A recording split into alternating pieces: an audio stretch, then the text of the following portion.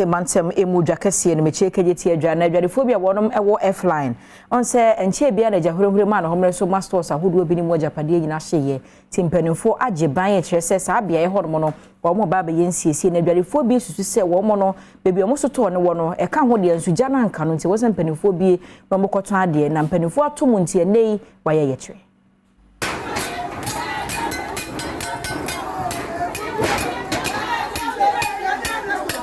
tie dompimia ya boya ya asem tie no bia ni asem yen ka bi shemu na Kejjetia eseye Kejjetia na seye no ye ne mpanifo atena ase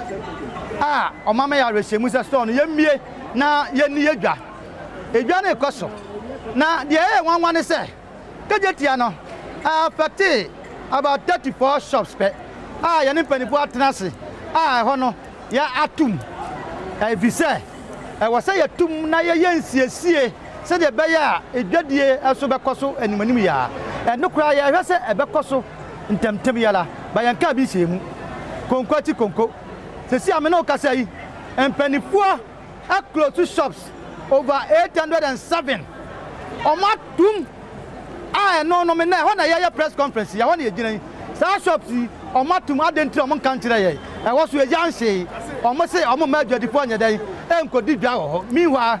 bibia ni ho a asi e wo saa babia me ne wo kasa yi enti anka ye ne yesro mo sanko mo mabie kwan na o masisi no ama ye na nka mo me ntom ade na ya tena fie ko 2 weeks ni ye ya bata for ye hwe ye ma wo school ye tena fie ti fie sika ba pa ne fa nhwa mofra no ana sika ba pa ne fa ni die ye tena fie ko 2 weeks enti ye sra wo mo ye sra ban sa ye sra ne pa wani panifo ne kasa na ba bia na anhye no ye sra wo mo pa no mo mabie ma ye na ye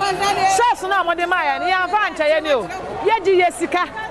mu oduro enti no o ma dwen se o ma je sika eni kwa so mbese ye so o sa so ensu asai a o meye ne ye ti so o ma dwen ne se ye nsa se o manum enti ye rough o mbeka ye ne ye mo ma ti ase se ye nsa ense o manum bie ye nsa ense o manum enti no o mo mabie so ma ye nya ye adwuma anya sa se de dikanfo na kan de ebesi